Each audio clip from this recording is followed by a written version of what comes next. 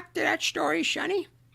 Just, just you listen to Boomer, great one. He's gonna tell you about how it was back in the olden days, back before fire, back when we walked uphill for everything. In fact, we didn't even have a concept of downhill because there was no downhill. Everything was uphill.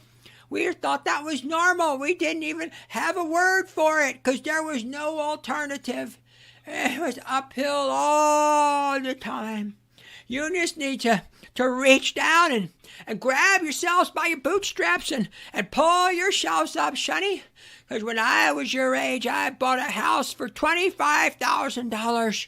And I made that money on my paper route and bussing tables at the local cafe. And if I could do it, you can do it too. You just need to reach down and pull yourself up and just buckle up there, buckaroo. God, I hate boomers. Continuing to debunk lies of the boomers. You know what? You really got to go to college. And if you work really hard, you get straight A's, kindergarten through college, because fuck you being a kid. I don't care if you want to have recess. And you go to the right school, again, get into a good school, you get a 4.0, then maybe if you're really lucky, and have the right uncle who works there. It's not nepotism now. It's just cronyism. you could work for the Big Four. And it'd be an honor. It'd be an honor to work 100 hours a week, especially in tax season. And you know what? You need to get that on your resume. If you have that on your resume, that's a really good company. Someday you might make partner. What about that? And die at 53 because of heart attack and stress? Yeah. What is important to you in life? Reputation and bragging rights and making partner bra? And having a Maserati? Or enjoying life and having fun? I think everybody just wanted to play. At least I could speak for the men. All we wanted to do was be reset. You look at young boys, they want to go outside and play. And you look at older men, and all they want to do is go outside and play, but with more expensive toys and a credit card. Maybe some booze involved. That's about it. Man, they want to hoodwink you and it's a good thing you're sitting in this office with this cubicle. Why is it good that I'm doing this as opposed to everyone else who's a cubicle? Say, because the logo says PricewaterhouseCoopers and Librand. Not to pick on them. But it's like, it's Deloitte too. Oh, well, it's Ernst & Young. It's the fourth one. Pete Marwick, KPMG, KMPG, whatever the other one. Oh, it's Goldman Sachs, not a Big Four. Oh, it's that company that I'm slaving my life away for and sitting in the cubicle when I could be out getting laid and getting drunk. Oh, well, then that's all worth it because it's brand man, it's reputation, you understand. So, once is an event, twice is a coincidence, 3 times is a trend, and I think I'm up to 5 or 6 now, where through various emails and clients, people have been like, yeah, they're laying off here.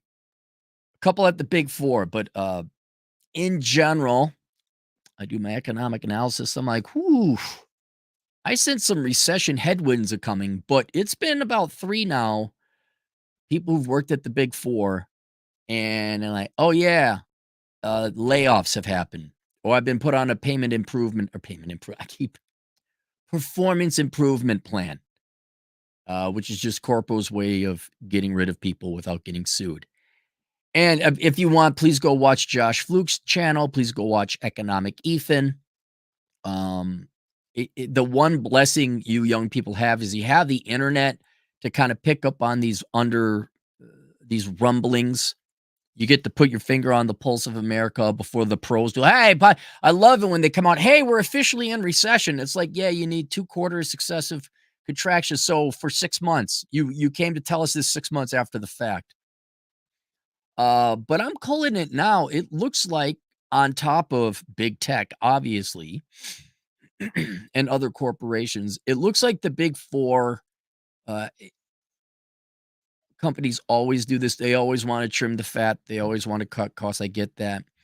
It looks like they're doing it a little bit more than average. Now, is that due to industrial trends? I'm confused. You keep telling me there's an accounting shortage. You can't find accountants. I'm like, lower your fucking requirements to become a CPA or work there.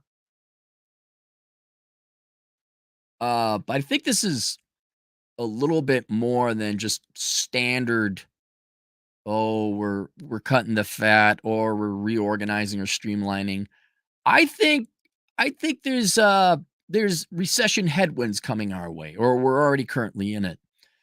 And for those of you, whether you're working in the big four or a large corporation in general, where I got put on a payment improvement plan. Oh, they're laying off different. The key thing you gotta understand, well, one, for those of you aspiring to go work there,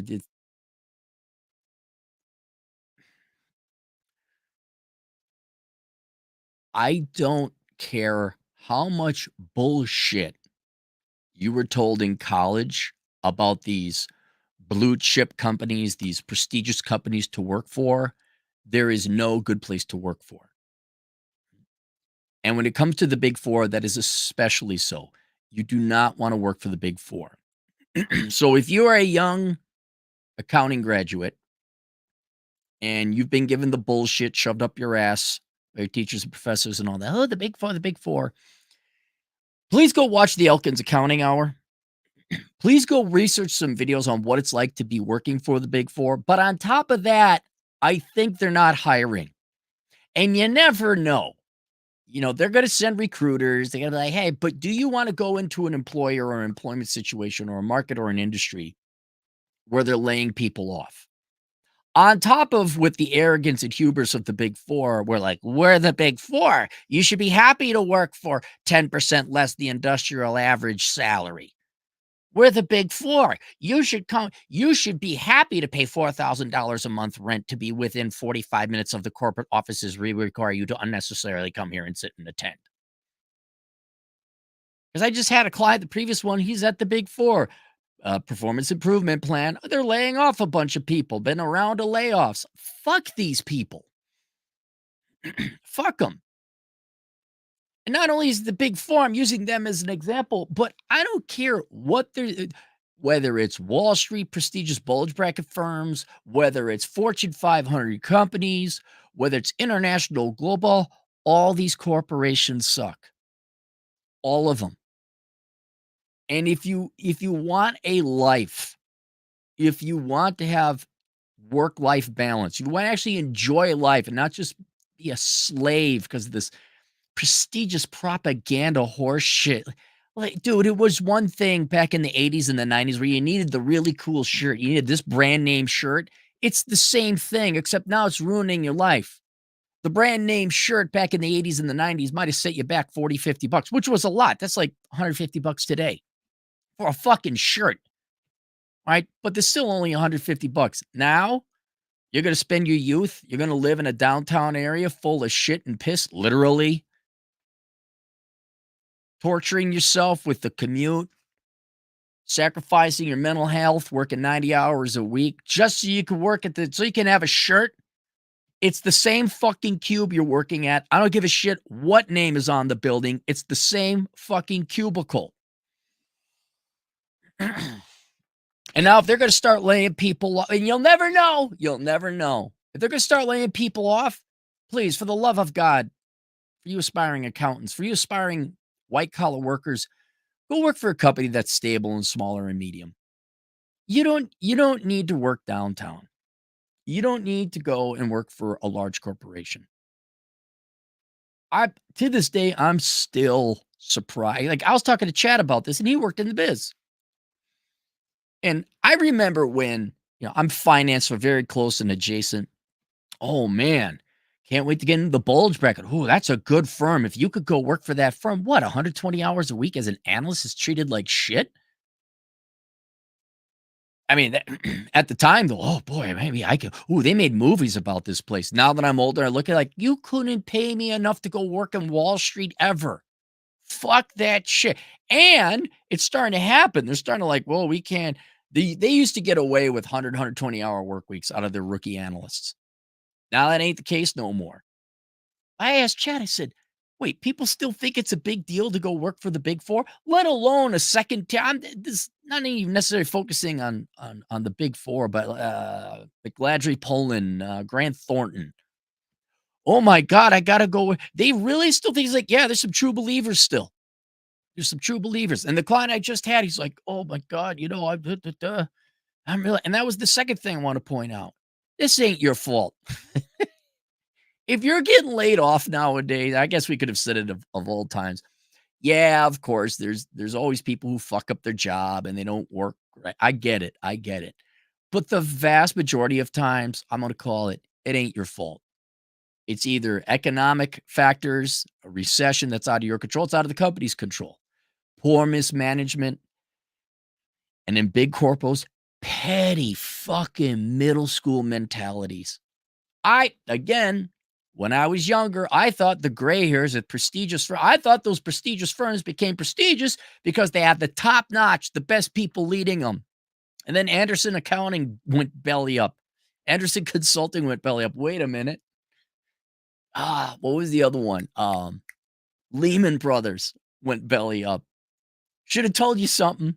And now it's only gotten worse. It's only gotten worse. So for those of you who happen to be working in the Big Four, those of you aspiring to work in the Big Four, those of you in corporate America, if they're laying you off, their performance improvement plan, it ain't you. And this is where it really helps to be intellectually honest. You always put your best foot forward. You always do your best work so that when they fire you, know it ain't me. Same thing with dating.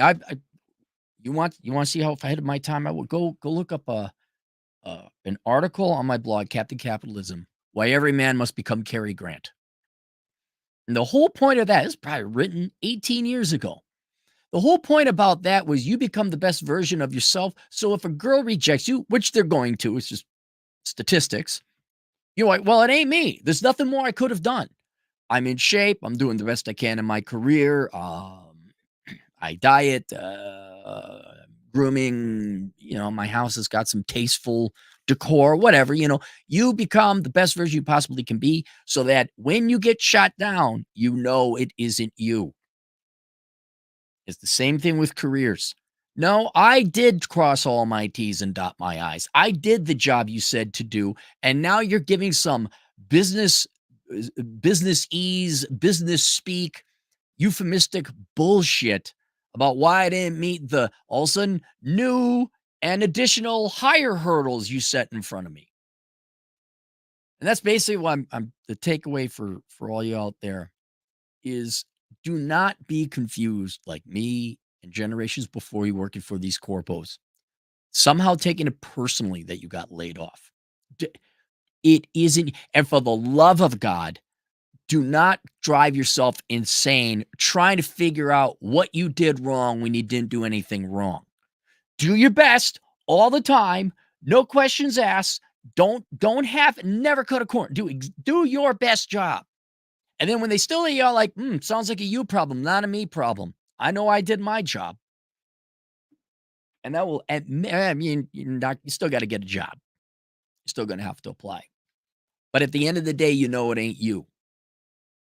And now with all the word through the grapevine coming in, oh yeah, they're laying off. Oh yeah, I'm on a performance improve, a PIP. I'm on a PIP. And having worked in finance and all that, and like, this is all bullshit. Let me help out you young kids. And especially those of you in the Big Four. Link below is a link to my course, The World's Greatest Accounting Career. If you are in the Big Four, please get the fuck out. Get your year or two experience, maybe 3, and then get the fuck out. Go become an independent accountant. Me and Chad put together a course on how to do that, link below. But yeah, there's this recession stuff. Something's happening. Smell it in the air. Reach Schwartz for $5. Hey, Cappy, one of the Big Four going through the same thing. Oh, hey, Cappy, I'm at one of the Big Four going through the same thing if you want to add another one to the list. No, it's happening. There's something, it's the realm of economics where to be a good economists are so pointless, they're useless. They wait for the thing to happen Economists should be detectives. Like, they should have a gut feeling. They should have a hunch. They should be observing, saying, that don't make sense. Most economists are data wonks. They wait for the thing to happen, and then they analyze it, and then 6 months later, hey, the thing happened. Well, that doesn't help anyone prepare or hedge against it. I started looking like, man, there's a lot of signs for sale for condos in the suburb no one lives in. Man, that's weird that they're quoting price to sales instead of price to earnings on these .coms. Man, these cash flow ratios are way fucked up with no positive cash flow from operations and nothing but negative cash flow from investing because they're investing all the time, but doesn't generate any return cash flow. Man, people are getting awfully fat and tatting up their faces a lot. No, I got a theory. I got a hunch that Then you go and you look for preliminary data that economists don't capture. So you gotta get creative. You gotta think ahead. You gotta get, a little bit of ingenuity. And then you do the job of an economist. Like, hey, this is gonna crash. Oh, look at over here. I think that's going to happen. Oh my God, by golly, here comes well-endowed Molly. You predicted it. And all the economists said, yeah, just to let you know, the housing market did crash. It crashed. Yes, it did. Certainly did. Yes, yes. You want to see something funny? Go look at strong buy, hold, sell, strong sell ratings of analysts in Wall Street before the housing crash, the .com crash, and then housing analysts as well. The economists at all these major banks were just like, nope, housing will be fine. Real estate will be fine. They're fucking morons. Every single one of them are fucking morons. And so when I see data like this, I say, hey, did you notice? Anyone else here notice? And at that point in time, they say, shut up, you're going against the thing. Yeah, there's some going on economy-wide, but you're seeing it over at the big four. Chase Robidoux, $5. Find a job at a smaller mid-sized public accounting firm. Prestige from big four doesn't matter anymore. Exactly. Thank you. Do you give a shit if someone works at JP Morgan? Does anyone really care? Hollywood? That industry? Do you give... Oh, you worked at Disney. Holy shit. All these firms that used to have glorious reputations and could get by on their cachet in the 80s and 90s, it's over for them. It's over. Yeah, you need to get the fuck out of working at the big four, or I'd say any employer in accounting. You can make more money being self-employed. You can work from home. Justified Misagany, $2 landed first accounting job after almost being on a PIP. So, oh, that's right, Justified. That's right. I forgot you were going to school for that. Well, congratulations. Glad you got your accounting job. Do your best. Never give them an excuse. So then when Karen comes in, we just feel that you're not part of the team. And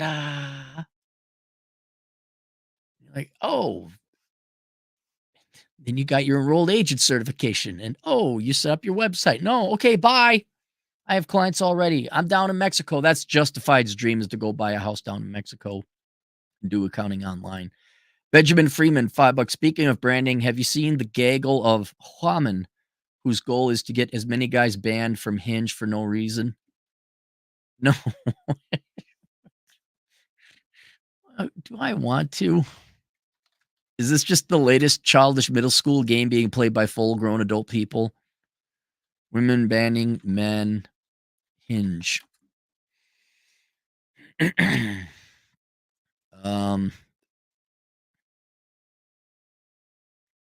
Dating app bans, revenge reporting on Tinder, Bumble. This is 11 months ago. I don't know. It doesn't look like anything's new here. Hinge ban workaround.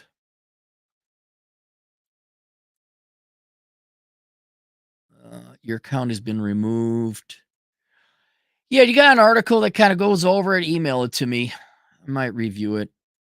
It looks like that's been going on forever. Gee, I can't imagine why people aren't using the dating apps anymore. Hey kids, don't you want to work in downtown San Francisco for Bumble? It's where all the cool tech jobs in action is. I got it. Do you have to? No one has to answer this, but I got to imagine the big four still requires you to come into those big unnecessary offices they rented, right? They right? I remember hiking along the Gila River, I believe it is, but it's just an empty wash, although it fills up occasionally. And I forget which one of the big four. They had a brand spanking new building right there on the hoity-toity. And I'm like, dang, that's a lot of money. That is a lot of money. And I gotta imagine. I have a buddy who made junior partner at a very prestigious law firm. And she and her younger colleagues, younger people who made junior partner, even partner, they're like, we cannot wait till the old guard fucking retires and dies off because the old guard, we want the building.